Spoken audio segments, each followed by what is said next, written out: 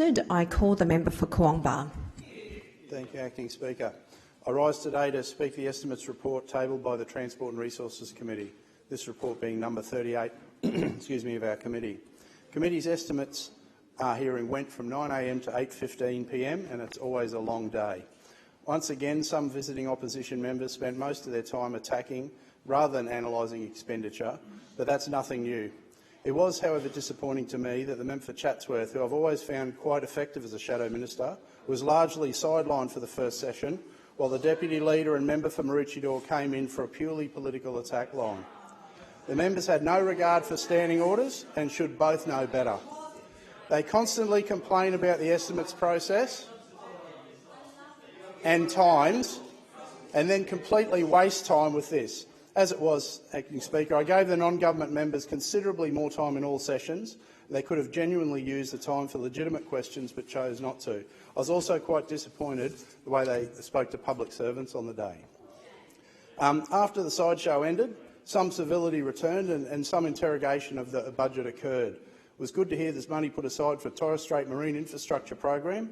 We learned during an inquiry conducted by this committee's predecessor in the last parliament this program was necessary, and it's good to see it starting.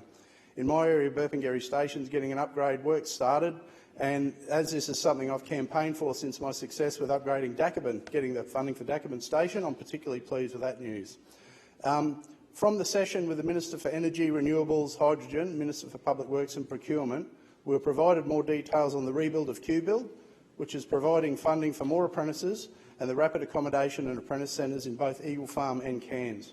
We got more detail about clean energy hubs and the huge employment opportunities in the energy supply industry from the Queensland Energy and Jobs Plan, as well as our pumped hydro projects.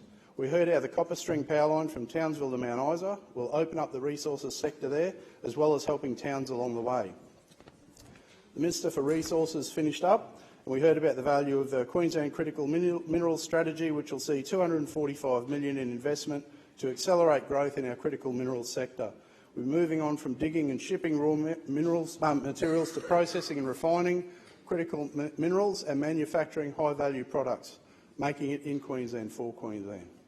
We heard about the two critical mineral zones, one in Julia Creek, Richmond, the other in Mount Isa, and the $75 million investment to support this proactive and coordinated approach to the development of critical minerals projects.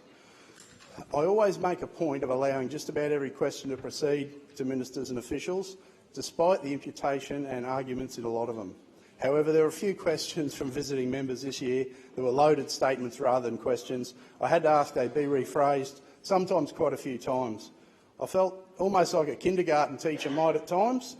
It's very disappointing when you consider I was chairing a proceeding that should be comprised of professional educated adults, and I wish some would act that way. Yeah.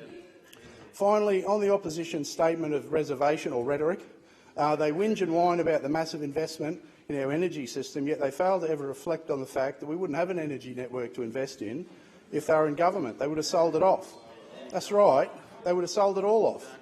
But thanks to our government's investment in energy, we have a stronger, cleaner network that pays tangible dividends to Queenslanders, hundreds of dollars in dividends, in fact.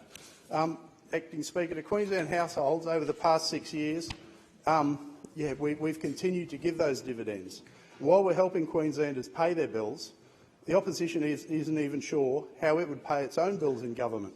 Such a clear division about sharing the wealth of our resources sector, like we are, to benefit all Queensland communities. I'd like to finish by thanking the members of the Transport and Resources Committee and visiting members like the members for Chatsworth, Condamine and Warrego, who were mature and sensible in their approach.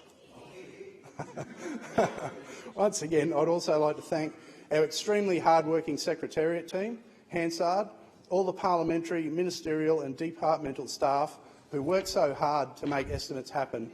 And I have to say that people don't acknowledge just how much work goes into that, and I really appreciate it for one. I commend the report to the House. Madam Deputy Speaker.